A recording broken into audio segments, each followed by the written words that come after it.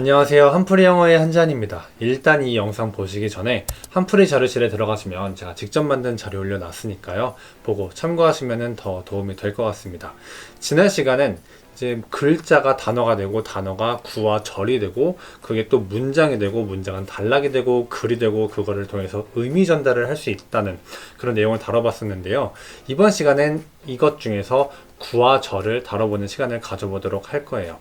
그리고 이 구와 절에 대한 내용은 문법풀이 8번째 영상에서 다뤘었는데요. 그 영상을 참고하고 오셔도 도움이 더 될 것 같습니다. 먼저 구를 볼게요. 구라는 거는 그동안 단어 2개 이상으로 이루어진 단어 덩어리라고 했었습니다. 사전 의미로 보면은 단어 2개 이상이 모여 하나의 문장의 일부분을 이루는 토막, 뭐 이런 식으로 사전 정의가 되어 있어요. 이 구라는 거는 문장 안에서 어떤 구역을 이제 나타내게 됩니다. 그리고 이 구라는 거는 여러분들이 이렇게 언어 공부를 하실 때만 듣는 단어가 아니에요. 구. 여러분들 뭐 택배를 많이 시키곤 하잖아요. 택배를 시킬 때 주소를 쓰죠. 여러분들의 주소는 뭐 다양할 건데 예를 들어서 뭐 인천시 계양구 이런 식으로 구. 이 구도 하나의 덩어리를 이루는 거죠. 시 안에 하나의 구가 있는 거죠. 그리고 그 시가 모여서 하나의 국가를 이루기도 하고요. 구는 이렇게 하나의 완전체가 될 수는 없지만 어떤 완전체를 위한 하나의 구성 요소라고, 하나의 일부분이라고 생각을 하시면 됩니다. 문장에서 이 구는 항상 주어가 있지 않습니다.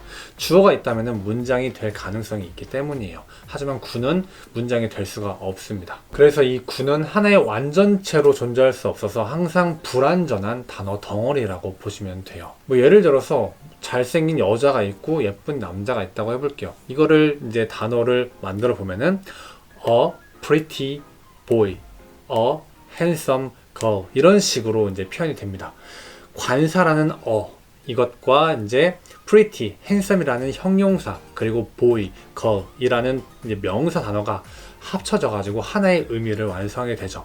이건 하나의 문장이 아닙니다. 하나의 단어 덩어리죠. 이 단어 덩어리가 문장에서 하나의 구역을 나타내는데요. 이 덩어리 안에는 주어가 없기 때문에 하나의 완전한 문장으로 존재를 할 수 없다는 겁니다. 그리고 여러분들이 앞으로 영어 공부를 하시면서 단어 공부를 하시면서 듣게 될 이제 용어가 있어요. 뭐 수거, 관용어 이런 게 있습니다. 이것들도 다 구입니다. 네, 수거구, 관용어구 이런 식으로 불리곤 해요. 이 뭐 관용어구, 수거구를 예를 들어가지고 뭐 be supposed to 뭐뭐 해야 한다 뭐 이런 수거가 있다고 해볼게요. 이 수거는 단어 여러 개로 이루어진 하나의 단어 덩어리죠. 네, 구입니다. 보면은 be supposed to 여기서 비동사가 있고 supposed는 이제 suppose 동사를 분사로 변형시킨 과거 분사로 변형시켜서 형용사 역할을 하는 단어고요. 그리고 뒤에는 to 전치사가 나와 있죠. 이렇게 세 가지 단어가 합쳐지면서 2개 이상의 단어가 합쳐지면서 하나의 구를 만드는 건데 이거를 이제 여러분들이 단어 공부를 할 때 좀 더 편하게 외우라고 관용어구, 수거구 이런 식으로 이름을 붙여가지고 공부를 하게 되는 겁니다. 구예요. 그리고 이런 구는 단어 여러 개로 이루어진 하나의 단어 덩어리라고 했잖아요. 하나의 단어 덩어리. 그 단어 덩어리가 하나의 단어 역할을 하게 돼요. 그리고 그 단어 역할을 하면서 하나의 품사, 문장, 소문 이런 역할을 하게 됩니다.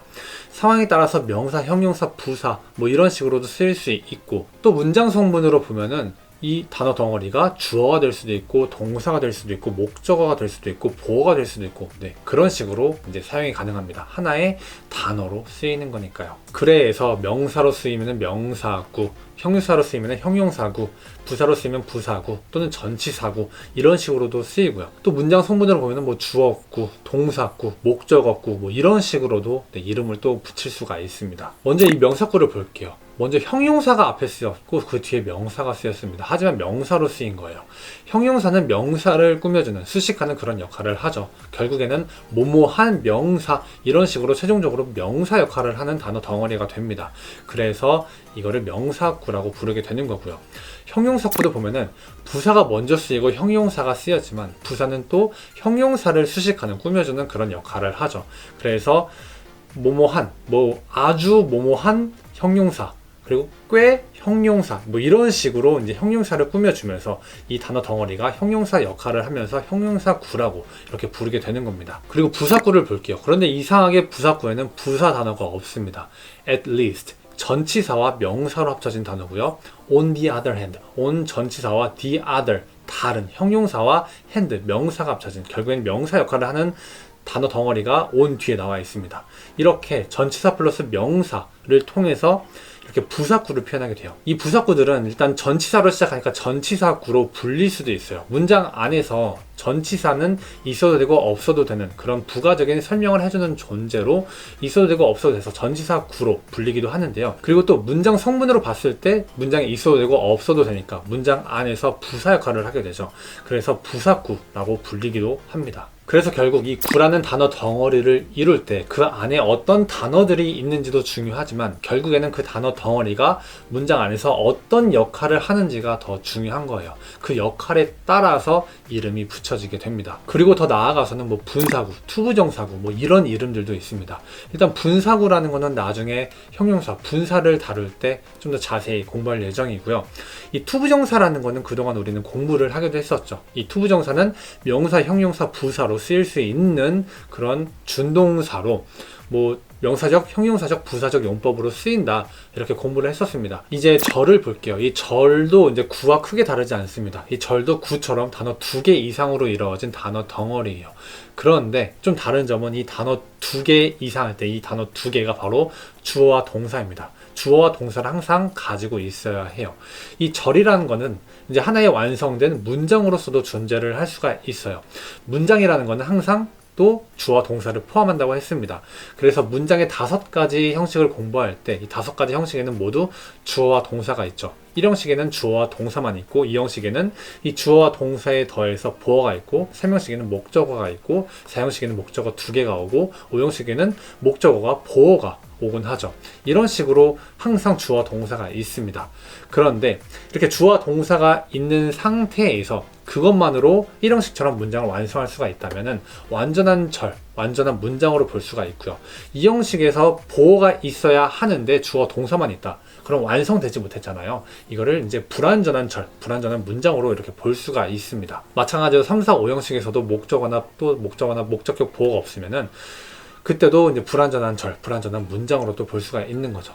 그런데 만약 필요한 성분들이 다 있다면 그때는 완전한 문장, 완전한 절로 볼 수가 있는 겁니다. 문장으로 예를 들면은 I go, 나는 간다. 이렇게 간단하게 문장을 완성할 수가 있습니다. 주어와 동사만으로도 완전한 문장을 끝낼 수가 있는 거예요. 이럴 때는 완전한 절, 완전한 문장으로 볼 수가 있어요. 그리고 또 뭐 I like, 나는 좋아한다. 이런 식으로도 만들 수가 있습니다. 그런데 I like, 나는 좋아한다. 이거는 불완전한 절, 불완전한 문장입니다. 왜 그러냐 하면은 우리말로 봤을 때는 나는 좋아한다. 딱히 이게 어색해 보이지는 않을 수 있어요. 그런데 영어로 봤을 때는 어떤 걸 좋아하는지 목적어가 없어가지고 의미가 완성되지 않는다고 봐요. 그래서 이거를 불완전한 절, 불완전한 문장으로 볼 수가 있는 거예요. 그리고 문장이라는 거는 최소 완전한 절 하나 이상으로 이루어져야 합니다. 완전한 절에 더해서 불완전한 절이 붙을 수도 있고 또 구가 붙어가지고 길게 문장을 만들 수가 있습니다. 최소 하나는 무조건 완전한 절이 있어야만 문장이 성립이 돼요. 이렇게 문장이라는 거는 최소 완전한 덩어리와 또 추가적으로는 뭐 불완전한 덩어리나 또 완전한 덩어리가 합쳐지면서 긴 문장도 만들 수가 있는데요. 이때 이렇게 덩어리가, 긴 덩어리가 합쳐질 때 이 중에서 하나는 꼭 메인 역할을 합니다. 하나는 보조 역할을 하게 돼요. 그래서 이때 문법 용어로는 이 메인 역할을 하는 거를 주절, 그리고 보조 역할을 하는 거를 뭐 종속절, 의존절 이런 식으로도 표현을 하곤 해요. 그런데 여기서 그 하나의 절이 아니라 구라면은 뭐 의존구, 종속구가 될 수도 있겠죠. 하나는 무조건 주절이 되어야만 하니까요. 완전한 절이 있어야만 하니까요. 이 절도 구처럼 이제 하나의 단어 덩어리 역할을 할 수가 있어서 상황에 따라서 명사절, 형용사절, 부사절로 쓰일 수가 있어요. 명사절은 명사 역할을 하니까 주어 자리에도 쓰일 수 있고 목적어 자리에도 쓰일 수가 있겠죠.